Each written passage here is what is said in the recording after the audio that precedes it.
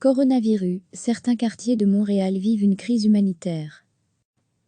Montréal-Nord. Parc Extension. Merci Hochelaga Maisonneuve. Ces quartiers de Montréal, populaires et densément peuplés, sont peu connus des touristes et même des Québécois. Mais depuis quelques semaines, ils sont tristement célèbres pour leurs chiffres de contamination au coronavirus particulièrement élevés. François Audet, le directeur de l'Institut d'études internationales de Montréal, ne mâche pas ses mots. Il parle désormais de crise humanitaire dans certains quartiers. Montréal passe à travers l'un des pires moments de son histoire. On pourrait qualifier certains secteurs de la ville comme étant en crise humanitaire, dans la mesure où dans ces quartiers, le gouvernement n'est plus en mesure de répondre aux besoins de la population de la protéger, explique François Audet. À Montréal, on a dû demander de l'aide de l'armée et de la Croix-Rouge, autrement dit à des autorités qui se trouvent en dehors du périmètre classique de la santé publique, ajoute-t-il. Crise humanitaire. Les mots sont forts, mais dans le quartier de Montréal-Nord, personne ne les rejette. Oui, je pense qu'on peut parler de crise humanitaire, et il faut désormais une réponse humanitaire, il faut du dépistage massif, il faut protéger la population et éviter une plus grande contamination, recommande Narges Mustapha. La jeune femme est née et a grandi dans le quartier de 80 000 habitants. Elle travaille désormais pour l'organisme communautaire Woodstock, qui déploie travailleurs et bénévoles pour soutenir la population de Montréal-Nord. Narges Mustapha n'est pas surprise de voir les cas de Covid-19 exploser dans son quartier. Montréal-Nord a le plus haut taux de pauvreté au Canada. La densité de la population est très élevée dans certains secteurs du territoire, et si on veut respecter la distanciation sociale, c'est très difficile. On a aussi des enjeux d'insalubrité dans certains appartements. Ces enjeux-là existent depuis longtemps, mais ils ont été accentués, puis révélés par le contexte de pandémie, explique Narges Mustapha, qui cite aussi des difficultés d'accès aux soins de santé. Un autre élément peut expliquer l'explosion des cas à Montréal-Nord. Il y a dans ce quartier une très grande concentration de travailleurs de la santé, souvent issus de l'immigration. Depuis le début de la pandémie, ces hommes et ces femmes vont travailler dans plusieurs maisons de repos et hôpitaux, et retournent ensuite dans des milieux de vie confinés, devenant d'importants vecteurs de la maladie. Au Québec, les maisons de repos sont toujours particulièrement touchées par le coronavirus. Nos maisons de repos étaient déjà des lieux vulnérables, avec des ressources très limitées et des conditions de travail difficiles pour les employés. L'arrivée d'un virus dans ces bâtiments déjà désuets et en manque de personnel motivé s'est transformée en une grave crise sanitaire, insiste François Audet. À Montréal-Nord, des autobus partent du quartier chaque matin pour amener les travailleurs vers des usines et maisons de repos situées dans d'autres quartiers. Ces déplacements de travailleurs, souvent sans respect des recommandations de distanciation sociale, ont encore aggravé les choses. Aujourd'hui, les chiffres de contamination de Montréal inquiètent les autorités de santé publique. À ce jour, la ville compte plus de 21 000 cas de contamination sur les 42 000 que compte le Québec et les 75 000 recensés dans tout le pays. Ces chiffres, qu'il faut toujours prendre avec précaution, dans la mesure où les villes et les provinces n'effectuent pas le même nombre de tests, font de Montréal l'épicentre du virus dans le pays et rendent la perspective d'un déconfinement peu probable dans l'immédiat. Le quartier de Montréal-Nord est le plus touché de la ville, avec 1800 cas et 140 décès, dont 110 personnes dans des hôpitaux et maisons de repos.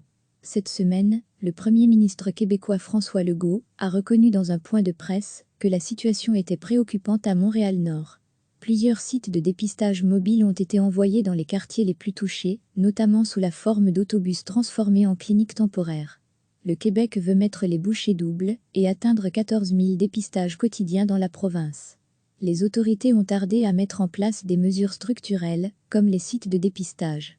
C'est pour ça que les organismes communautaires se sont lancés sur le terrain dans l'urgence. On s'est dit qu'il fallait outiller notre communauté en termes de sensibilisation, mais aussi leur apporter des masques, des gants, du désinfectant pour freiner la chaîne de transmission, indique Narges Mustapha. Selon elle, le coronavirus a révélé plus que jamais les inégalités socio-économiques et les inégalités d'accès aux soins de santé entre les différents quartiers de Montréal. Le virus n'a clairement pas frappé les quartiers et habitants de la même façon. Montréal-Nord. Parc Extension. Merci Hochelaga Maisonneuve. Ces quartiers de Montréal, populaires et densément peuplés, sont peu connus des touristes et même des Québécois. Mais depuis quelques semaines, ils sont tristement célèbres pour leurs chiffres de contamination au coronavirus particulièrement élevés. François Audet, le directeur de l'Institut d'études internationales de Montréal, ne mâche pas ses mots. Il parle désormais de crise humanitaire dans certains quartiers. Montréal passe à travers l'un des pires moments de son histoire. On pourrait qualifier certains secteurs de la ville comme étant en crise humanitaire, dans la mesure où dans ces quartiers, le gouvernement n'est plus en mesure de répondre aux besoins de la population de la protéger, explique François Audet. À Montréal, on a dû demander de l'aide de l'armée et de la Croix-Rouge, autrement dit à des autorités qui se trouvent en dehors du périmètre classique de la santé publique, ajoute-t-il. Crise humanitaire. Les mots sont forts, mais dans le quartier de Montréal-Nord, personne ne les rejette. Oui, je pense qu'on peut parler de crise humanitaire, et il faut désormais une réponse humanitaire, il faut du dépistage massif, il faut protéger la population et éviter une plus grande contamination, recommande Narges Mustapha. La jeune femme est née et a grandi dans le quartier de 80 000 habitants. Elle travaille désormais pour l'organisme communautaire Woodstock, qui déploie travailleurs et bénévoles pour soutenir la population de Montréal-Nord. Narges Mustapha n'est pas surprise de voir les cas de Covid-19 exploser dans son quartier.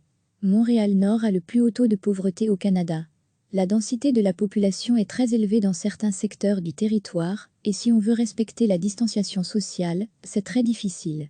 On a aussi des enjeux d'insalubrité dans certains appartements.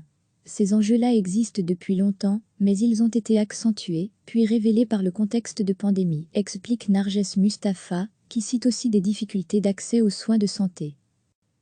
Un autre élément peut expliquer l'explosion des cas à Montréal-Nord. Il y a dans ce quartier une très grande concentration de travailleurs de la santé, souvent issus de l'immigration.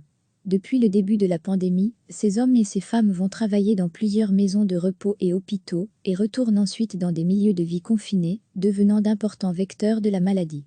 Au Québec, les maisons de repos sont toujours particulièrement touchées par le coronavirus. Nos maisons de repos étaient déjà des lieux vulnérables, avec des ressources très limitées et des conditions de travail difficiles pour les employés. L'arrivée d'un virus dans ces bâtiments déjà désuets et en manque de personnel motivé s'est transformée en une grave crise sanitaire, insiste François Audet. À Montréal-Nord, des autobus partent du quartier chaque matin pour amener les travailleurs vers des usines et maisons de repos situées dans d'autres quartiers.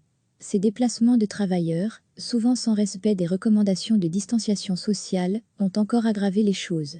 Aujourd'hui, les chiffres de contamination de Montréal inquiètent les autorités de santé publique.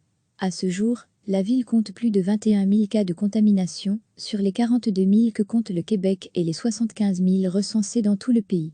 Ces chiffres, qu'il faut toujours prendre avec précaution, dans la mesure où les villes et les provinces n'effectuent pas le même nombre de tests, font de Montréal l'épicentre du virus dans le pays et rendent la perspective d'un déconfinement peu probable dans l'immédiat.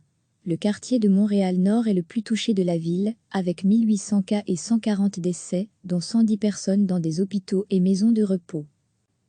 Cette semaine, le Premier ministre québécois François Legault a reconnu dans un point de presse que la situation était préoccupante à Montréal-Nord. Plusieurs sites de dépistage mobiles ont été envoyés dans les quartiers les plus touchés, notamment sous la forme d'autobus transformés en cliniques temporaires. Le Québec veut mettre les bouchées doubles et atteindre 14 000 dépistages quotidiens dans la province. Les autorités ont tardé à mettre en place des mesures structurelles, comme les sites de dépistage.